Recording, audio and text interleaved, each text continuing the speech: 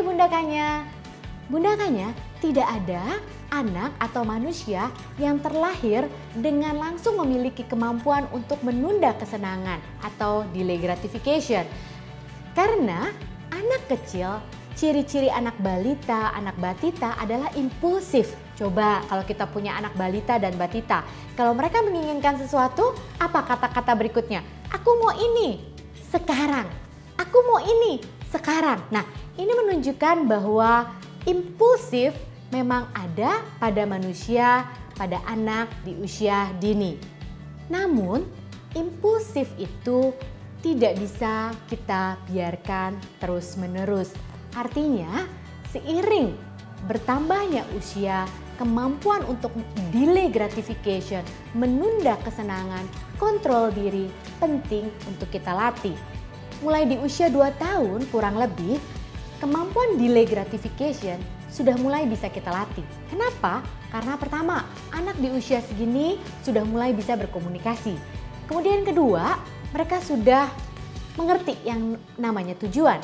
Kemudian yang ketiga, tidak semua yang dia inginkan itu adalah kebutuhan, tapi sudah mulai ada yang sifatnya keinginan atau kesenangan-kesenangan semata. Bagaimana cara melatih delay gratification atau menunda kesenangan? Pertama, perlu kita pahami bahwa kebutuhan anak perlu kita penuhi segera. Tapi keinginan anak tidak harus kita penuhi dengan segera.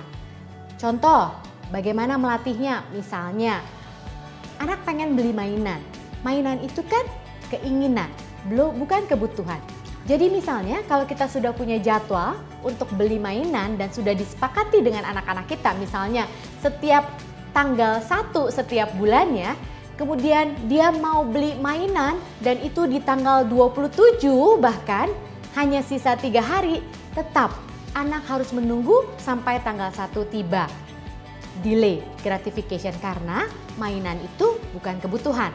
Misal, anak mau makan es krim sebelum makan siang. Nah, makan es krim ini adalah keinginan, bukan kebutuhan. Sehingga bisa kita tunda makan es krimnya nanti setelah makan siangnya selesai. Mengapa delay gratification, menunda keinginan, kontrol diri itu penting untuk kita latih? Karena dalam kehidupan, misalnya kita bicara akademik aja. Ketika anak sedang belajar, sedang school from home, tiba-tiba ada dorongan untuk misalnya bermain pada saat ini juga. Nah, anak yang terbiasa sudah kita latih untuk delay gratification, menunda keinginan kontrol diri, dia akan bisa bertahan untuk menyelesaikan school from home-nya sampai selesai, baru kemudian dia bermain. Tapi anak yang tidak terlatih, dia akan langsung mau bermain saat itu juga. Nah, seringkali yang membuat pusing kepala orang tua atau akhirnya orang tua lulu adalah ketika anak merajuk ya dengan berbagai caranya. Bunda Kanya, ketika anak merajuk dan ini adalah keinginan bukan kebutuhan, apalagi ini sudah disepakati, kita harus meneguhkan hati kita untuk tetap mengatakan tidak dengan tegas dan dengan tersenyum. Tidak ya, 3 hari lagi. Tidak ya, 2 hari lagi. Artinya kita orang tua pun perlu bertahan dengan prinsip tersebut dan melakukannya secara konsisten.